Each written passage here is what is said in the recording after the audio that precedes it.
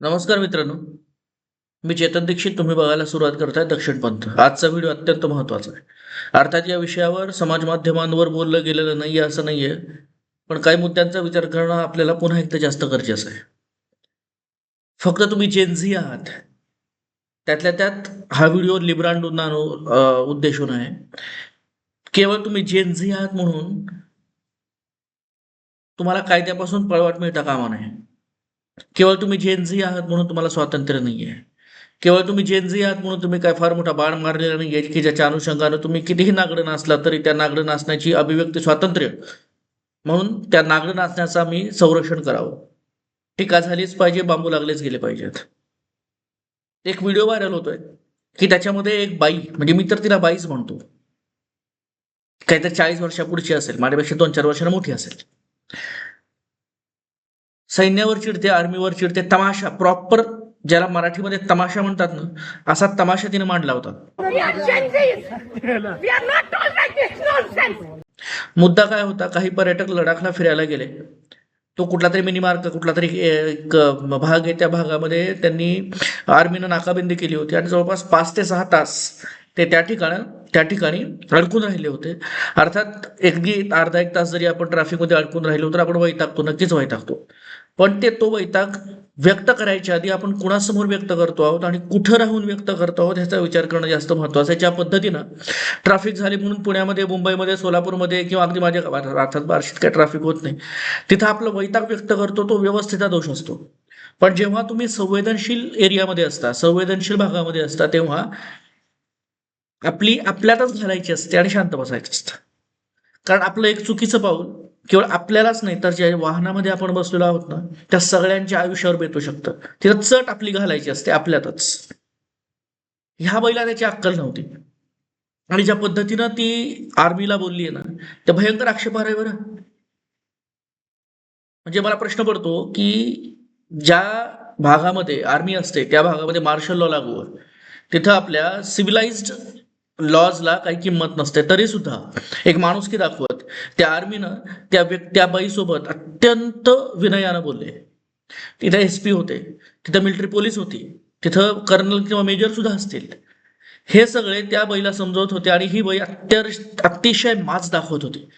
अर्थात ह्या माज दाखवण्यामागं मी त्या बाईला दोषी धरत नाही, ह्याच्या मागं केंद्र सरकार दोषी आहे.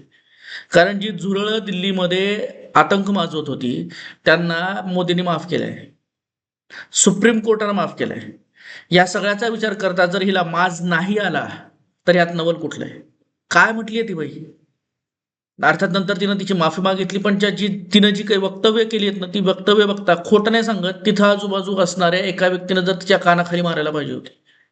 ताला लगा दिया इन्होंने, कश्मीरियों के साथ तो करते हैं, अब बाहर के टूरिस्टों के साथ भी कर रहे हैं. काश्मीरींवर तुम्ही अन्याय केला. ही बाई काश्मीरची आहे. काश्मीरमध्ये काय झालंय तिला माहिती आहे. काय तर म्हणते जेनझी, एकतर हिला इंग्लिशची बोंब. We are Gen Zs. We are not tolerant this nonsense. We are not tolerate this nonsense. कुठल्या पद्धतीची इंग्रजी येते? We are not tolerate this nonsense. आधी एकतर जी भाषा आपल्याला येत नाही त्यात बोलू नये. We are not tolerate this nonsense कुठल्या पद्धतीचं इंग्रजी आहे? काय अर्थ याचा? म्हणजे ज्या पहिल्या स्वतःला जेन झी हा इंग्रजी शब्द वापरता येतो, अरे मग एकतर पूर्ण हिंदीत तर बोलावं ना. जी भाषा येत नाही त्या भाषेवर मोठमोठ्यानं थोबाड उचकटून आणि कसा खरडून बडबडत होती ती बाई. आणि पुढं आर्मी, की खरं तर त्या आर्मी मधल्या एका कुठल्या तरी स्त्रीनं पुढे यायला पाहिजे होतं, तिला धुवायला पाहिजे होतं. खोटं नाही सांगत आहे. अख्खा देश त्या आर्मीच्या अधिकाऱ्याच्या मागं उभा राहिला असता. कसलं घाण बोलत होती ती. We are Gen Z. का उपकार केलाय का? का विक्रम केलाय का? की जेणेकरून तुझ्या जेनझीत्वाचं मुळात जी जेनझी म्हणा, अल्फा म्हणा, मिलेनियम, उपकार नाहीत केलेले तुम्ही. काही फार मोठा तीर लावलेला नाही. किंवा ते या एका 15 ते 17 वर्षामध्ये तुमचा जन्म झालाय म्हणून तुम्हाला जेनझी म्हणतात. तुम्ही जेनझी म्हणजे लय भारी आणि बाकीचे एक तारुण्याचं प्रतीक आहे ते. आधी आपण ज्याला तारुण्याची शक्ती म्हणत होतो, तरुण वर्ग म्हणत होतो, त्यालाच समानार्थी शब्द म्हणजे जेनझी. ह्याच्या पलीकडं आणि ह्याच्या अलीकडे दुसरं तिसरं काही नाहीये. आणि ज्या माजानं ती त्या लडाखमध्ये करत होती, कल्पनाच करा. एकतर तिला माहित नव्हतं पुढं काय होणार आहे. VIPचा काहीतरी मार्च होता तो, आणि त्यामुळं ती नाकेबंदी गरजेची होती. मुळात मुळात विषय असा आहे जिथं संवेदनशील भाग असतो तिथं आपण आपली अक्कल नसते चालवायची आणि फारच त्रास व्हायला तर U-टर्न मारायचं आणि दुसरीकडे जायचं. तुम्ही 1 लाख 2 लाख 5 लाख खर्च करून टाकला येता, उपकार नाहीत करत. तुम्ही तुमच्या आनंदासाठी तिथे गेलेला असता. आणि ती जे म्हणाली ना की आम्ही टॅक्स भरतो म्हणून त्यांना पगार मिळतो, भाऊ त्यांच्या पगारातून सुद्धा टॅक्स वजा होतो बरं. हम किसी को नहीं छोड़ेंगे, हमारे टैक्स से सबको सैलरी जाती है, हम इसीलिए टैक्स भरते हैं. ये लोग हमसे ऊपर हो गए अब. आर्मीची जी काही सॅलरी मिळते त्यांना ते टॅक्सेस पासून त्यांना एक्झम्पशन नसतं. त्यामुळे हा जो माज तिनं दाखवलाय ना की आम्ही टॅक्स भरतो म्हणून तर तुमचे पगारी होतात, हा माज आहे. कानाखाली खोटं नाही सांगत, कचकटून कानाखाली मारायला पाहिजे होते तिच्या.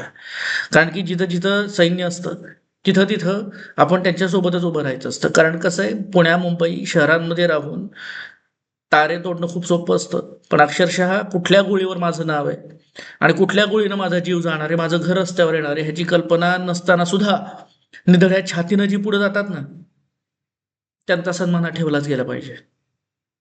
खरं तर त्या बाईवर कायद्यानं कारवाई केली गेली पाहिजे. म्हणजे जे कोणी शासनातले अधिकारी असतात त्यांच्या कार्यामध्ये अडथळा आणला म्हणून काय किती आणि सगळ्यांना उचकवत होती. मला नवल वाटतं की त्या बाईला पण कानाखाली जायला पाहिजे होती. तिच्यासोबत जे बसले होते काही जण त्याच्यासोबत सुद्धा होते. म्हणजे जी थोबाडवर करून म्हणाली होती की माझ्यासोबत तुम्ही धरण्याला म्हणजे आंदोलनाला बसाल का, तर काही जण होय पण म्हणाले होते. त्यांना पण बुचकळून काढायला पाहिजे होतं. टू मच डेमोक्रेसी काय म्हणतात ना ते ही आहे.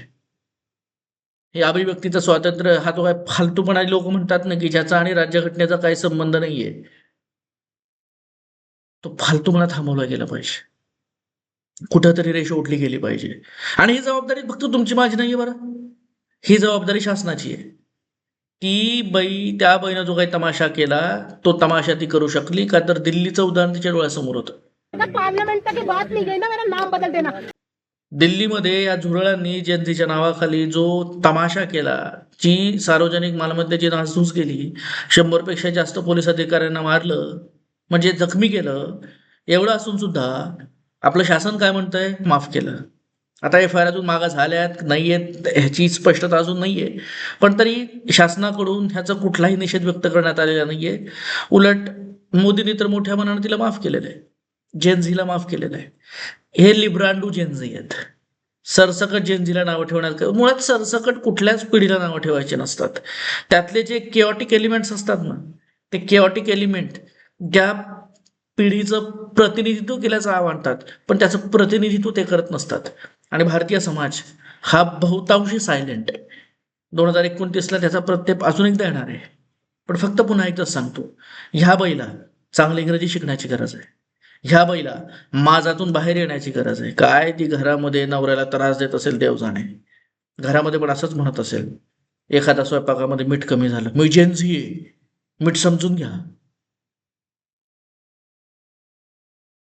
महाराष्ट्रामध्येच असाच तमाशा चालू आहे अभिजित दिपकेकडून.